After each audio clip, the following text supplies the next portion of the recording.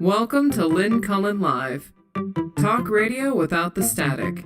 Email your questions and comments to lynncullenshow@gmail.com. And now your host, Lynn Cullen. Hey there. Welcome. I believe I said it last time we spoke, and let me repeat it with feeling. Okay. I hate Joe Manchin. I hate him. And I saw somebody suggest something that I think is a no-brainer. This is the kind of thing the Republicans would do in such a case. We don't. Some rich Democrat, like all those rich Republicans who fund all these supposedly grassroots events on their side, somebody needs to quickly put together a video, and it should air constantly on all the radio and television stations in West Virginia. And it should simply tell West Virginians what Manchin has cost them. And the way to do it would not be to start with an obvious hit on him. It would be to ask a question like, could your family use free pre-K education? Would your family appreciate it if you were able to take off work and still be paid? If your child was sick, if your mother needed care and you were her only caregiver?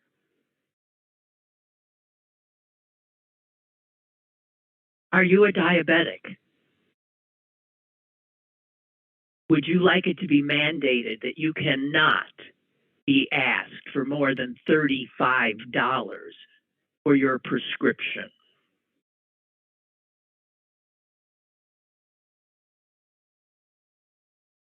Have you been getting checks from the government? Maybe you didn't know where they were coming from. They have helped immeasurably, monthly. They've helped you immeasurably with your children's care. Maybe even lifted you out of poverty.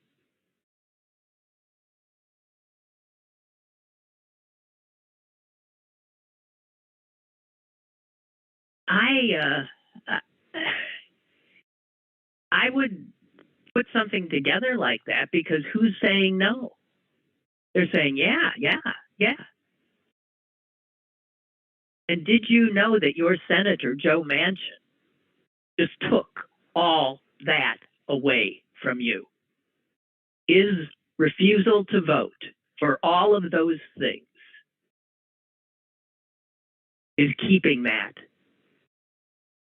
from becoming law. I don't think people have a clue what's in these measures. They hear Build Back Better. As usual, clumsy, our side nomenclature. Build Back Better.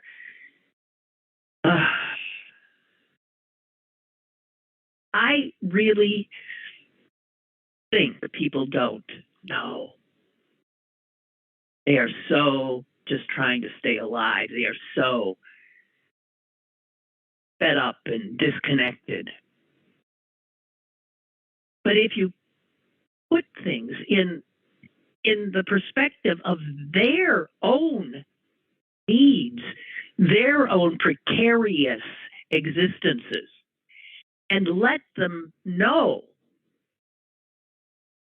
that Joe Manchin is standing in the way of them being on the receiving end of these things that will help them so much. Because he's worrying about inflation.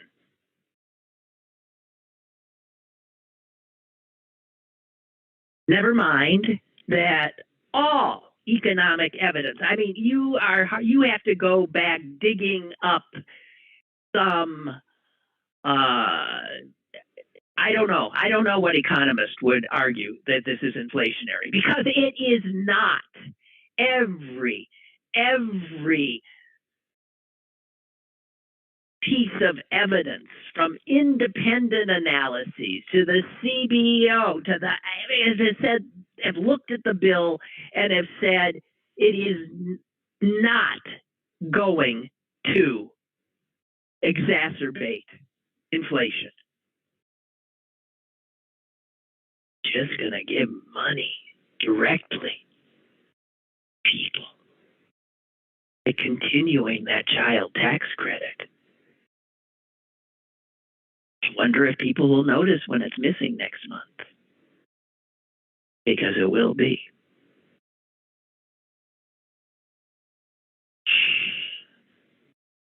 I just, in attempting to gain this SOB's vote, the Democrats and Biden already eviscerated.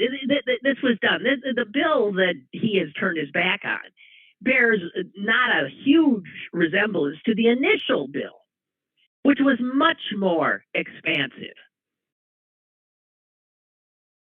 But it was pared down for one reason, and one reason only: to get Manchin's vote.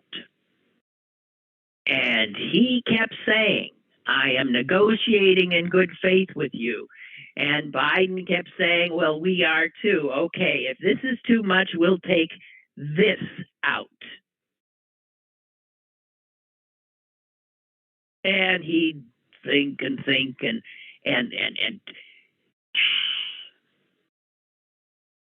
unbelievable. What a dishonorable man. Dishonorable.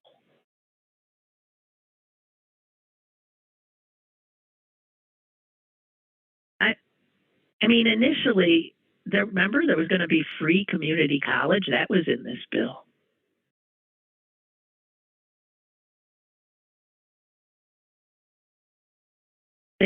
Because Manchin said, okay, so the child tax credit will only be for 1 year.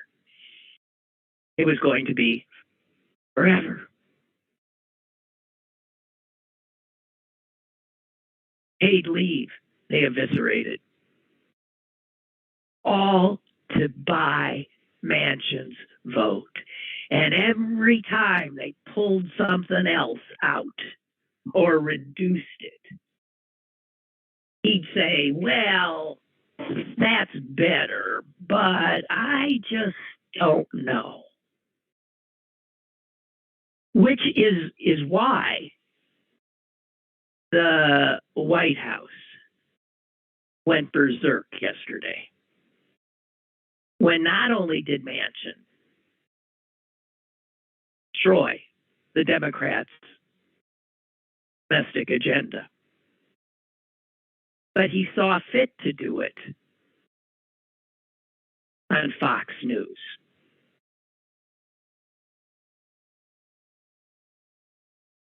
And the statement that came out of Biden's press secretary's office is as biting a statement I have certainly ever seen directed at a fellow Democrat, if you can call him that.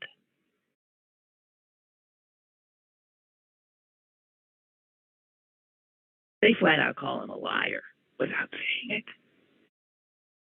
They say that what Manchin has said this morning on Fox News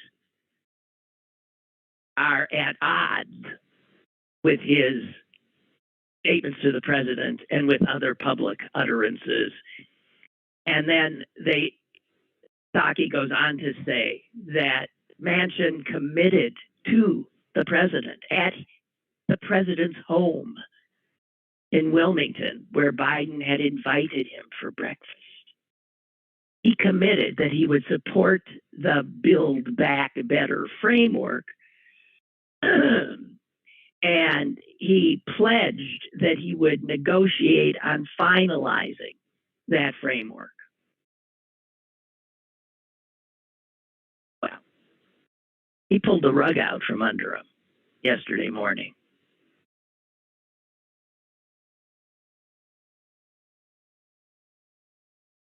And Psaki says if his comments on Fox indicate an end to his effort to negotiate in good faith, then they represent a sudden and inexplicable reversal in his position and a breach of his commitments to the president and to the senator's colleagues in the House and Senate.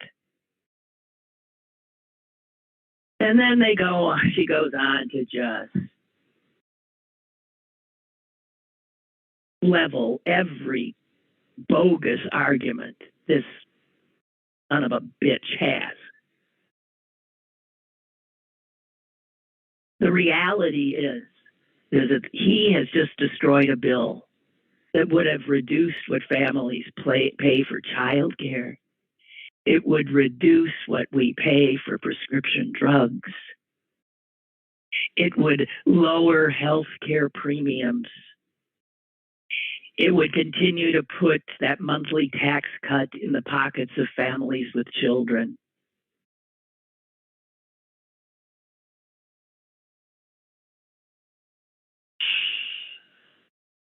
Unbelievable.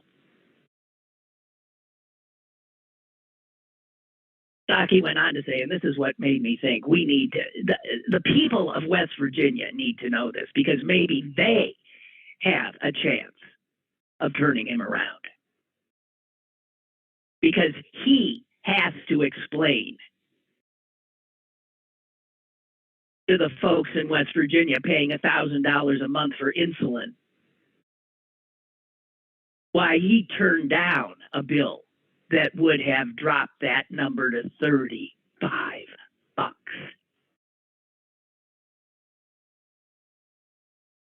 And he has to explain to all the women who would finally get affordable daycare that I guess they'll have to return to work while he opposes a plan to get them the help that they need. And maybe Manchin can explain to all the children who have been lifted out of poverty due to the child tax credit instituted this year why he wants to end that program.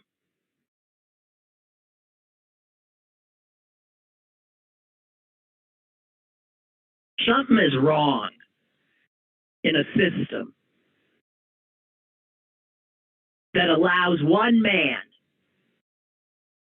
who was voted into one office by a few 100,000 people in a backward state in this nation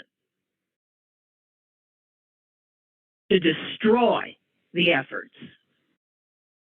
of millions of others and to destroy a chance for millions of others by simply saying no. He, by the way, has told colleagues on the QT that he really has a problem with the child tax credit, a check going directly to people that's supposed to be helpful to them in caring and raising their children. He has told people that he thinks parents would waste that money on drugs.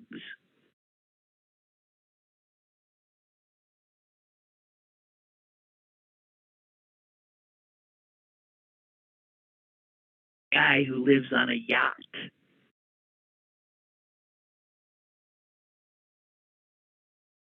Is so in tune with the lives of people who barely subsist paycheck to paycheck. And he looks down on them. He's a typical rich white guy who assumes that the poor are poor because they're somehow defective and they should not be given anything. How this son of a bitch is a Democrat, I do not know. And while I'm on it, there are 50 Republican senators. Is that not correct? How come not a one of them has been taken on? And not a one for not voting for this bill. You know, I'm thinking of the Republican senators that media always give a pass to because they clearly did not like Donald Trump. So they're considered somehow good human beings. Their character a cut above. Like Mitt Romney. I don't want to ever hear another, you know, when Mitt Romney goes and meets his maker, I don't want all of these adulatory statements from Democrats and Republicans. What a fine man of character he was.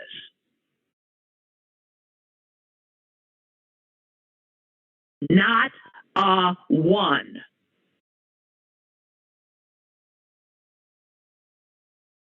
Because they're more into holding power than doing what we thought we were electing them to do, which is to legislate, to help their constituents, not to help themselves, to a pushy, tenured position where they can grift to their heart's content.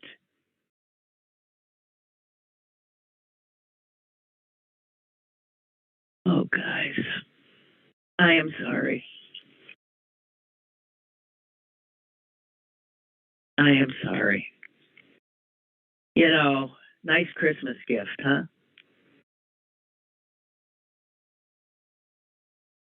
These are the same senators, right, who just signed off on how much money for weapons and all kinds of things, because if it had at the head military, they don't have any of these concerns about inflation or where will the money come from or will it be spent wisely,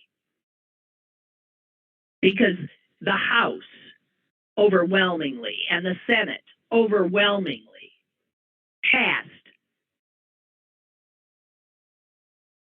a $750 billion budget bill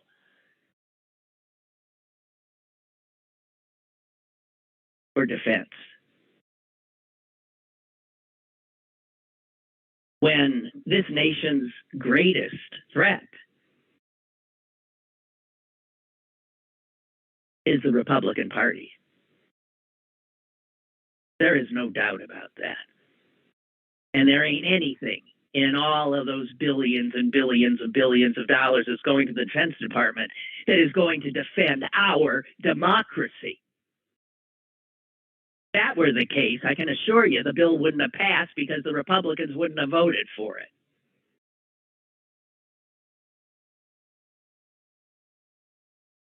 I was so angry. But I actually thought, God, of Fred Rogers. Boy, do we miss him. I thought of Fred Rogers. And I thought of that extraordinary testimony he gave. It was 1969 when funding for public television was about to be eviscerated. And he testified before a Senate committee with this grouchy old senator from Rhode Island, Pastore. And by the time Fred came called to testify, Pastore had it up to here. And so he said to him, is that a written statement you got? Because I can't take any more.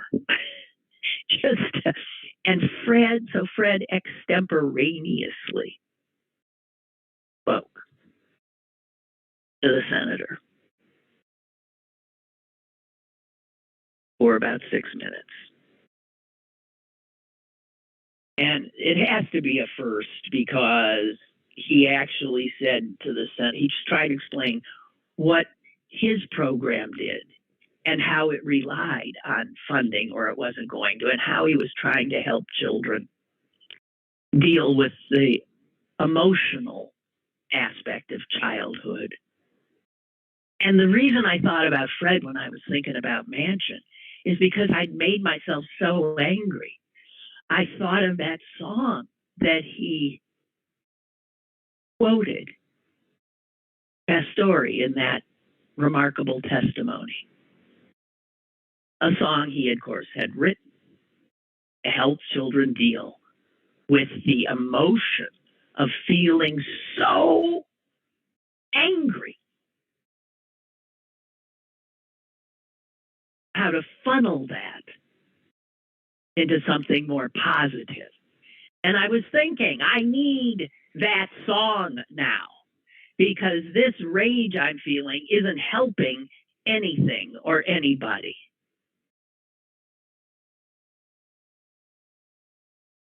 So I went to YouTube and I looked it up.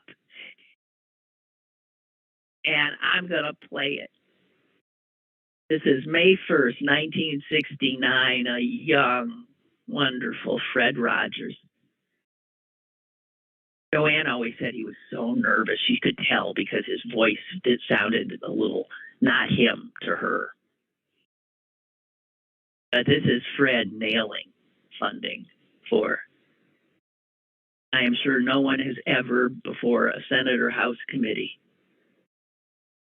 done what Fred did that day. Let's pick it up and see if I can the right place.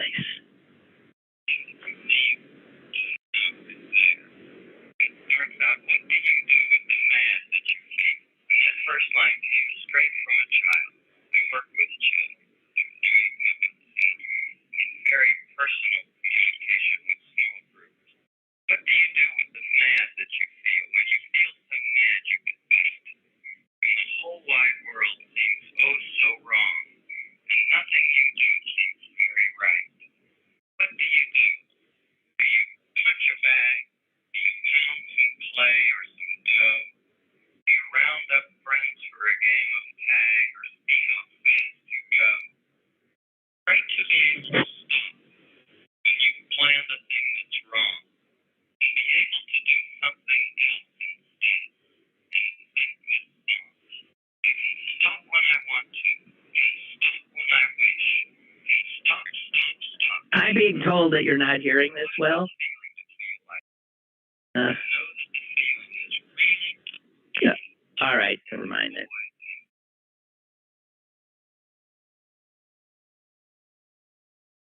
All right.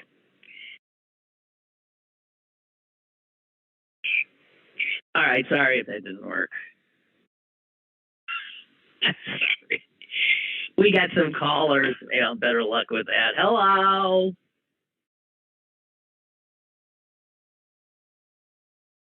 Oh. Hi. Hi there. Why doesn't he just become Republican? Yeah, I don't know. I mean, the fact is he has proven to be a vote for Biden on a number of things. But boy, he has stymied. This is the biggest bill, and he's done it in. But the thing is, when I listened to him talk the other day, or whenever, he made it very clear it was about politics. He says, "Hey, did you see how much how many voted for Trump in 2016, 2020?" I'm like, what the hell does that have to do with doing the right thing? You know? Well, that's right. And like, he doesn't need the job. He does, you know, whatever he gets paid for this is pocket change to him.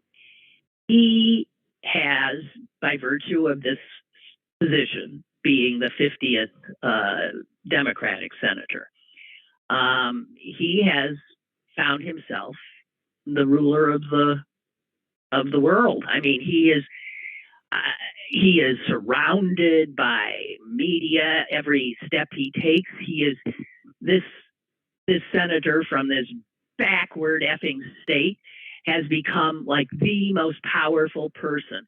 If he can scuttle the agenda of an entire party, if he can force the president of the United States to his knees, if he can court Republicans as well, this is a guy who is like, you want somebody who is living the dream.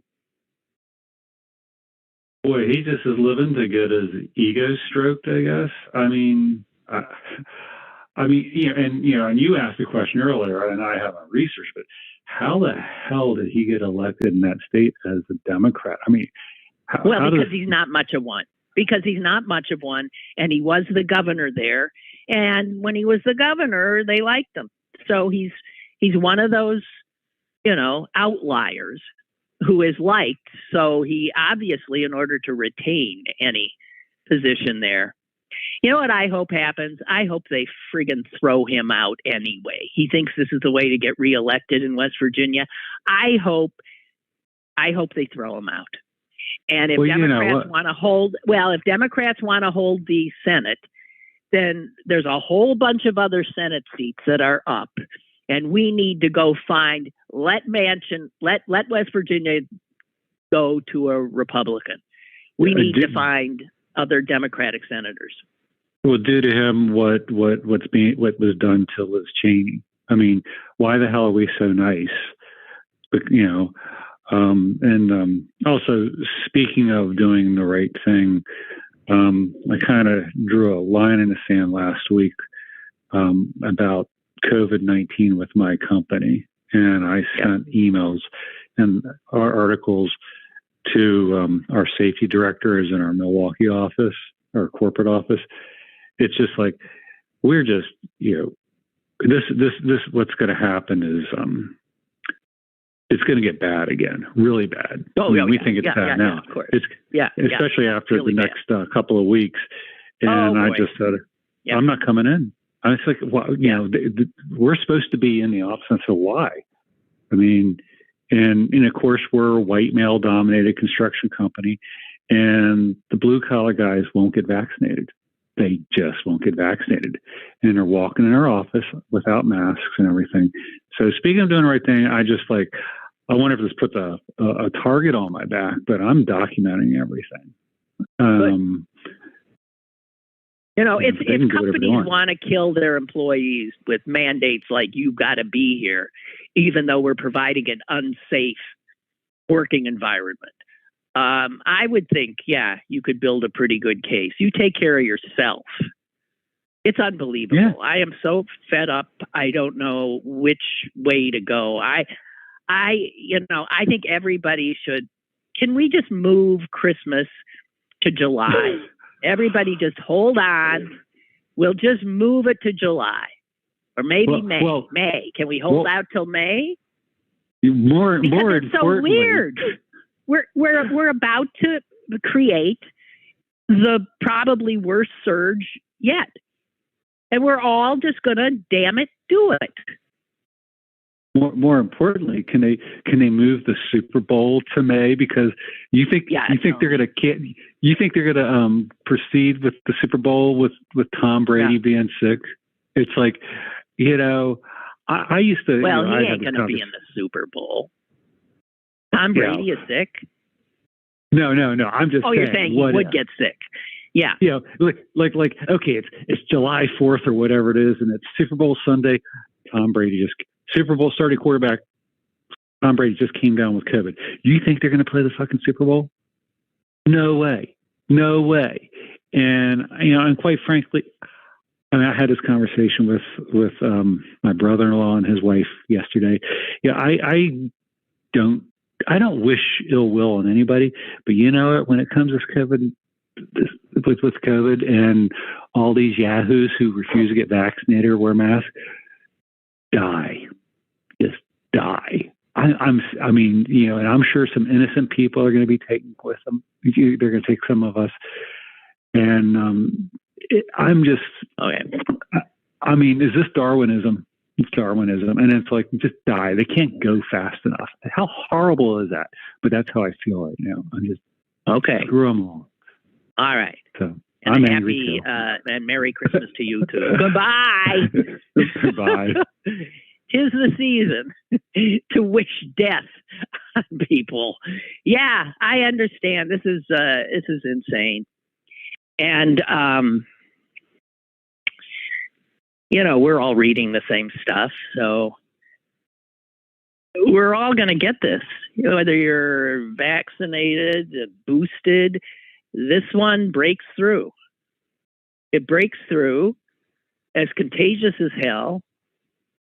It breaks through, and it's if you're vaccinated and boosted, the odds are really, really, really good that you're going to be fine.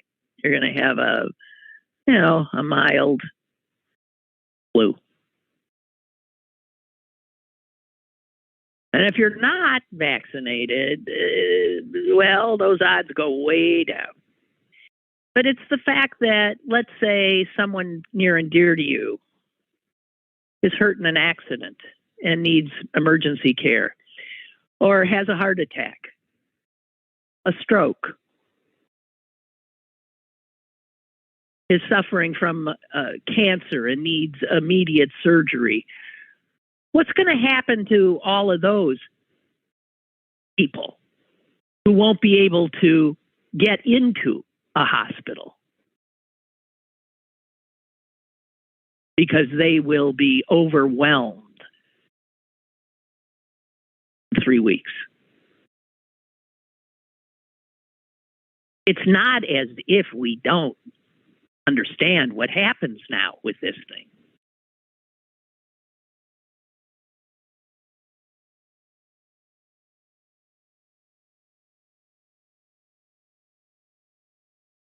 It's really something.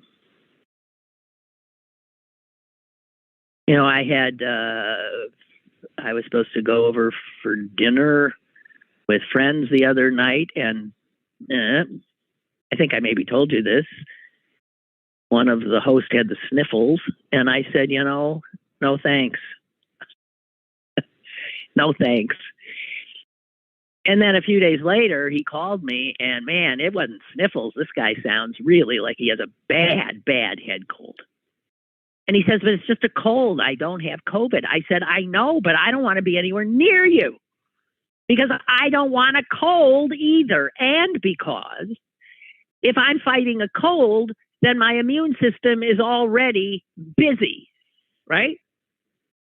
So even though I've done all the things I'm supposed to do, I'm isolated again. And the mental health toll is amazing. I've been told Clarence is on the line. Let's go to him. Hey, Clarence. Hey, Lynn. Hey. I'm only calling. Hi. Basically, because the guy before me just said, die already. Yes, he did. And I'm just calling to say he got my back. I'm with him. sick of these people. You know, just die. Yeah. They always tell me, it's too bad that, like, you know, and I always pronounce it in this manner, Omicron. Omicron isn't, but, you know, it spreads to people who aren't vaccinated, or, you know, it's the next one, maybe it'll like refuse to go to other people. And only unvaccinated people will just die. They won't be able to spread it. They get it and die. I understand. Yeah, because you know, it's like, come on, and nothing you say. One of my sisters didn't get vaccinated, and here's her reasoning. And her reasoning is the blood of Jesus has her, right? Oh, so dear God! Oh, dear God, that's funny. But the sister who told me, I said, look, you know, I'm an atheist, right? And I said, Jesus supposedly died, gave his blood for our sins, not COVID. So the hell are you stupid? You know, that argument doesn't even make any sense, you know? But no, of course not. I said she better not come anywhere near me. Nowhere's near me. I'm vaccinated. My booster's coming up, you know, a couple of days after, you know, Christmas. But, you know, like, just like you said, that's my concern isn't catching it. My biggest concern is spreading it. It's spreading it to somebody who you care about, or even somebody you don't care about. Maybe somebody else's grandmother dies because of you. Yeah. And there's so much selfishness. This is what they don't get. They are the worst. They are the worst people. You cannot even, you can't, you know, here's something, by the way. This is a doctor who is writing in the New York Times letters today. He said, I am a doctor, and in my opinion, with very rare exceptions, no critical care or intensive care beds should be given to unvaccinated patients being treated for COVID. He's saying that, and you know, for a doctor to say that, because they're not supposed to, but he's saying, how dare they take up beds when other people who've been socially responsible and cared about their health and others are denied health care because of them. See, these unselfish, self-centered people expect everybody to take care of them. They don't care about. They want you. I'm sorry, you lost me. I don't care about you. You know, if you're going to be that self-centered, not care about anybody else, die. Die, suffer. I don't want you to die instantly. Like, I want you to suffer. Oh, dear God. You're seriously. But listen, the only way other people are going to figure this out, I had a guy I grew up with die 2 weeks ago from COVID because he didn't get vaccinated. I grew up with him. I didn't feel bad for him. I did not feel bad for him. Because, you know, it's like, look, you're sitting there, you're trying to talk to people, you know, and try to tell them this, and they got all these excuses. And I'm like, dude, you're going, you know, if you catch it, you might die. You know, it's like, we're the same age. We were the same age. Yeah. It's like, and he died. It reminds me, it reminds me. I couldn't go to the viewing because I would, you know, cause you hear where I'm talking now. I couldn't go to the viewing. I couldn't go, you know, like, because this is what comes out of me. Oh, man, this is terrible. What a tragedy. No, it's not a tragedy. It was predictable. You know? That's predictable. Yeah. It's not a tragedy. Do you know what? Another friend who has a family member who heads, I think, a hospital somewhere in Indiana or something. She was asking him how it's going and how his the health staff, the nurses and docs are. And he said it is, you know, can you imagine this? They're going into year 3 of having to witness these people. And what it is, she says, the problem is that a lot of nurses and others that are caring for these people are getting to the point that they are so filled with anger that they're you know getting into it with some of them, and that this goes both ways. That there are these idiots with COVID who are apparently attacking the nurses. I'm not saying physically because they're incapable of it, but screaming at them and refusing this and that. So they've had to bring in like psychologists to help train the staff at this hospital on de-escalation. Like they don't have enough to do. Yeah, enough stress and all this kind of good stuff. You know, this is going to sound like like I'm going off subject, but I listened to, and it's probably the first time I ever listened to, an audio book by Oprah Winfrey and this Dr. Perry. It's called "What Happened to You." Instead of asking people what's wrong with you, ask what happened to you. And as I'm thinking about is these people who refuse to get these vaccines or listen to science. I want to know what happened to them to get them to this point. So it's a great book.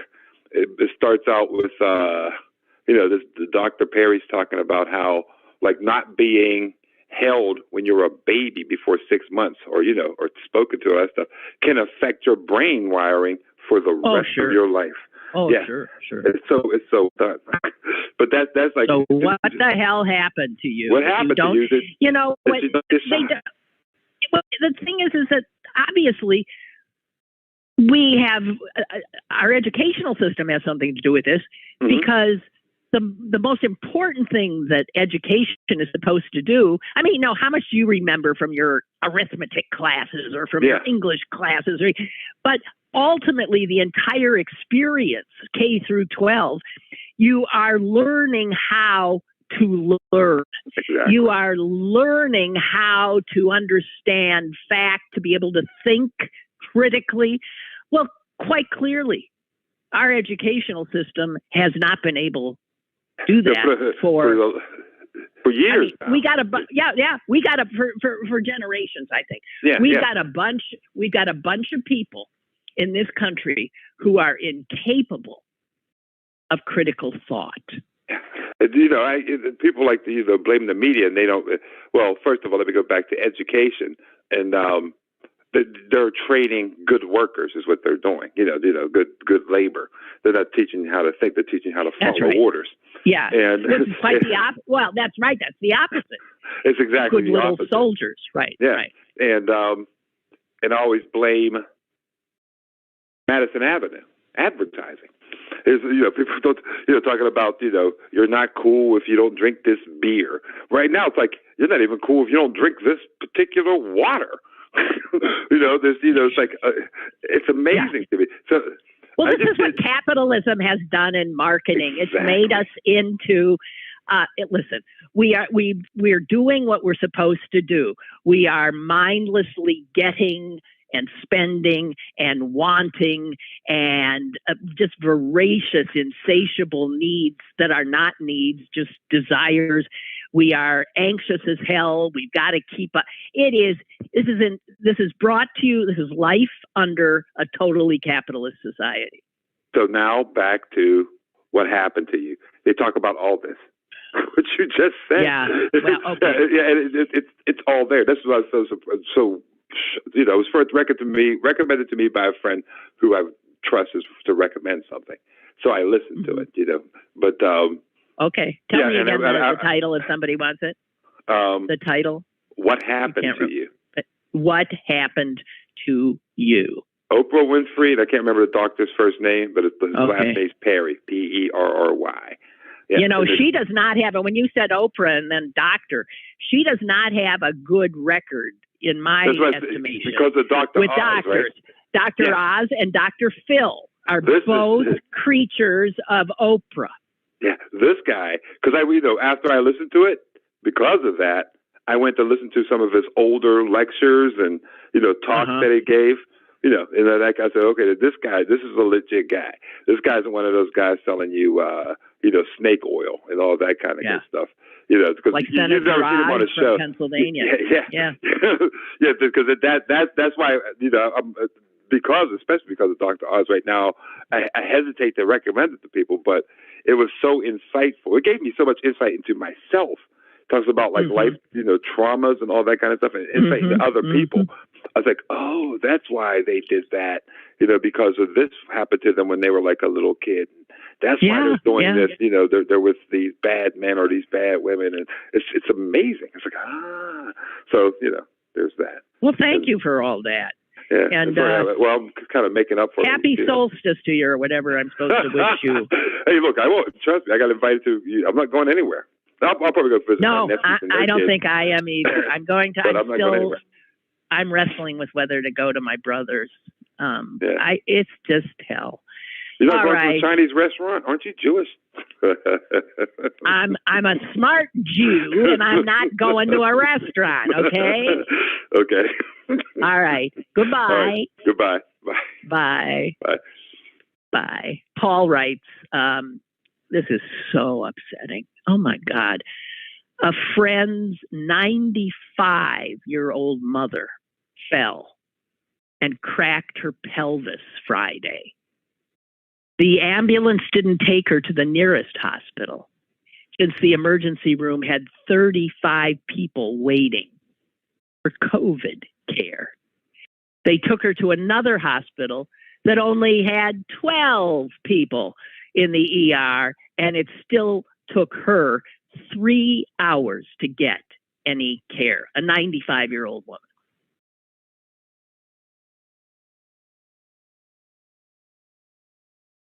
Wow. Wow, wow, wow. Okay. Let me see what else I got here. What did I see? All right. I actually thought that this would be, where is it? I thought this would, a friend sent me this. It's from a Pittsburgh newspaper. I don't know which one, but from 1936. Okay, so we're going back, and I'm going to try to. It's not. It's too appalling, but this is a Christmas time story, and it happened here in East Liberty, actually, and it's a sad story in every way, but for some reason, it's so sad that I actually laughed. And I'm not suggesting that is the correct. I think we're all a little not quite right. You know? I mean, I'll speak for myself. I'm not quite right. I'm really not. I am not in a good state. And I'm not even ashamed to acknowledge that, because who the hell could be? All right, so here's the story. Again, I'm not sure the newspaper, but it's 1936, Pittsburgh. 100 crippled children sang jingle bells over and over and chanted, "We want Santa! We want Santa!" at a Christmas party in the East Liberty YMCA last night. But Santa never got there. Unknown to the children, he had dropped dead beside his pack of toys in an adjoining room as he put on his flowing whiskers. Well, they gave that away right at the top, but then they dropped back to explain it a little bit more. Can you imagine? First of all, you got kids. Back in the day, they were crippled, right? They were at a Y. And they were from the industrial home for crippled children. I can't imagine a more frightening sounding place. Anybody have any memory of that place? Industrial home for crippled children. The children were told that after a half-hour wait that Santa was unavoidably delayed. Santa was Peter Dolata, age 51, a telephone company employee who lived at the Y.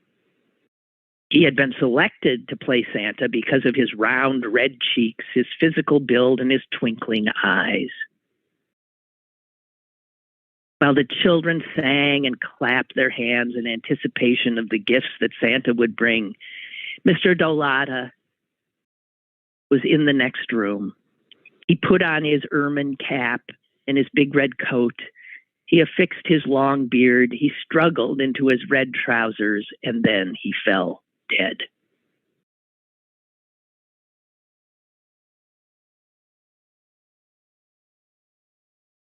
Another resident, John Hoop, stepped to the platform.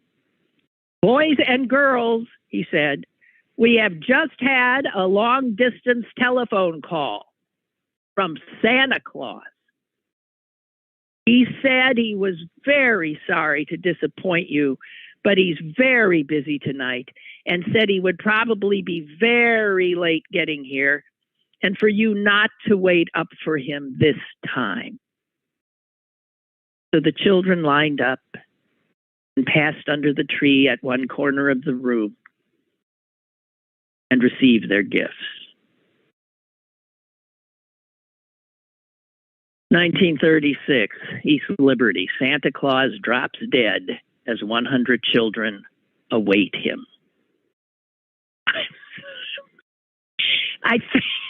It's horrible. I can't even. Oh no, Barbara! I don't want any more bad news. I don't. But of course, this is where we are. A new influenza strain that is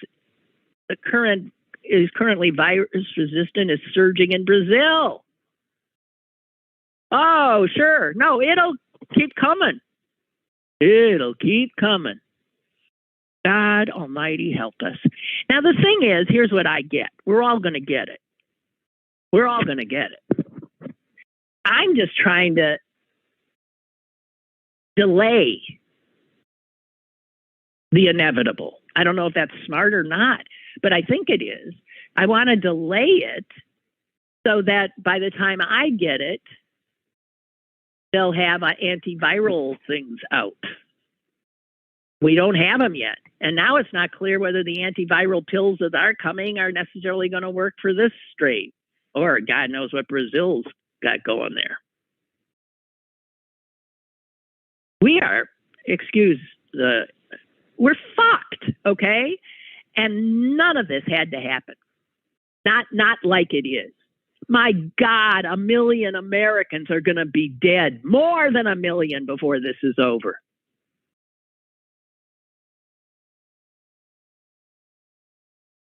And the people who are so passionate, I'm sorry, I just can't.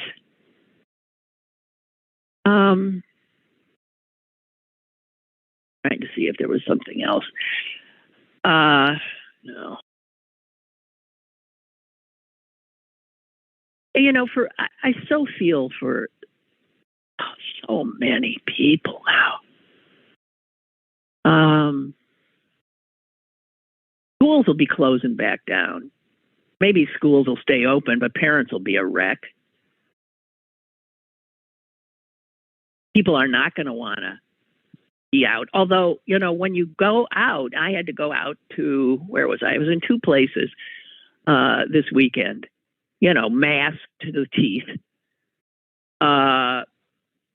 But there are so many people who are walking around without masks on. I went into a little shop and I actually bought some things in it. And the person who waited on me was not masked. What kind of stupidity is that?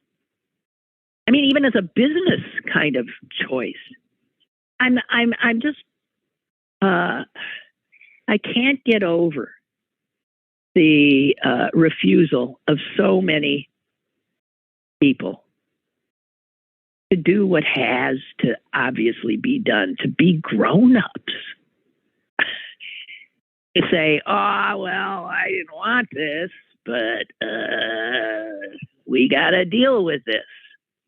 Or, I made a reservation to do this on New Year's Eve, and damn it, I'm doing it. That's a very adult kind of a reaction, isn't it?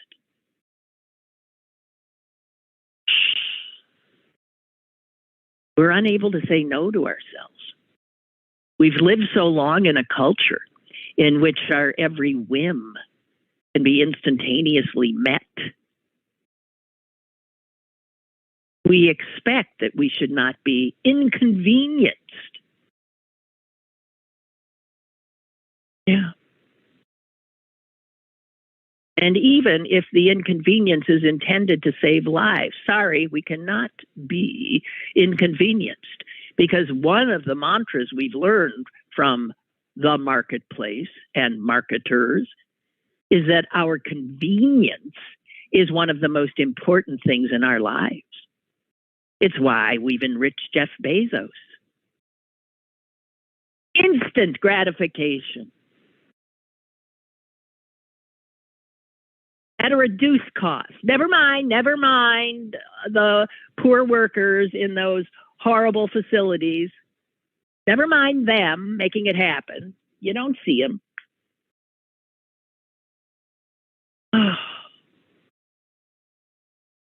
Milton says the industrial home for crippled children became the home for crippled children in the early 1960s. I figured so. And then the Children's Institute in 2005. You know the place well. Yes, it's right near my house. It's the facility at the intersection of Shady and Wilkins across from Tree of Life. I figured that was the derivation. But thank you, Milton, as usual. And we've got another caller. We got Mike. Mike, hi. Hey, Lynn. It's nice not to have to introduce myself. So Clarence is my favorite caller, and I don't want to disagree with him. But people dying is not going to change people's opinion. I know that seems illogical, right? Like if half the people around you die, you will change your opinion. But it's the opposite. People, as we've seen, just double down. They just Where'd they learn that? They learned that from Donald Trump, I think. Where'd they learn that? That insanity, the refusal to learn, the refusal to admit you're wrong. Right. I can't be wrong. That woman on YouTube, because I don't want to admit that I'm a sucker.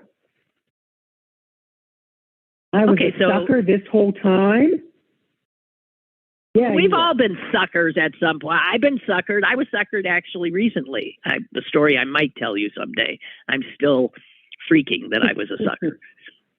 We're all suckers. What is wrong with being able to say, I was wrong? I don't know. I guess Are you there? I'm here. I worked with this woman who didn't go to college, and working around all people who did go to college. And she's always trying to prove that she's right about something. And the rest of us are like, oh, I got that wrong, or I don't know. So that might be it too. Like Clarence's book that he talked about. What happened to you? Clearly, someone told you weren't good enough, and now you're trying to prove you are. But proving you're good enough doesn't mean not owning up to when you don't know something. The sign of a fool, the sign of an idiot, is someone who is incapable of saying, I don't know. A smart person will say, I don't know, but I'd like to find out. I remember the first person that said, I don't know to me, because I come from an Irish Catholic family who didn't say they don't know. I apologize. It was my third grade teacher. And I asked her a question. She said, I don't know. Let's go look it up. And I remember thinking, growing up, wow. Just said she didn't know. Wow. See, so it's a thing about power and respect. You think you lose respect if you acknowledge or admit that you don't know something. How could I know everything about virology? I know. How could anybody know everything? I mean, and these people who say, well, I've done the research. Where did you get your degree in virology? I mean, all of a sudden you're doing research? Right. What double-blind scientific studies did you review? Oh, dear God in heaven. Well, I don't know, Mike. So I hope he's wrong. I hope people can learn when more than 1 million of us die, but that's not what I noticed in my life. And I have canceled I canceled a dentist appointment today. I'm not tempting fate. I canceled a dentist appointment, and I'm supposed to go to New Year's Eve with my anti-vaxxer friends, and I'm not going. No, don't. Don't. The lovely be nice away, to. I'm not going. Yeah. Oh gosh. Okay. Damn it. Nice to hear from you. Merry Christmas. How was your Hanukkah? It was. I mean, everything is.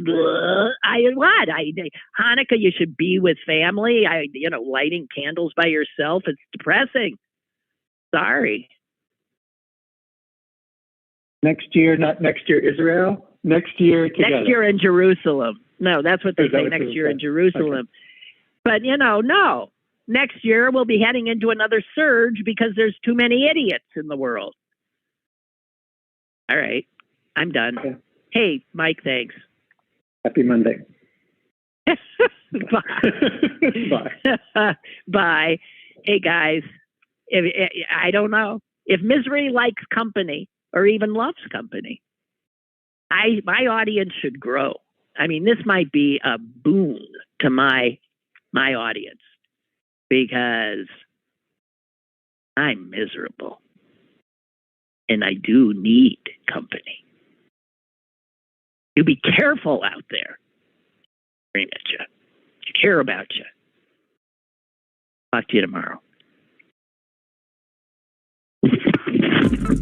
Lynn Cullen Live, Monday through Thursday from 10 a.m. to 11 a.m. and archived at pghcitypaper.com. The opinions expressed on Lynn Cullen Live are those of the host and do not necessarily reflect the viewpoints of Pittsburgh City Paper or its advertisers.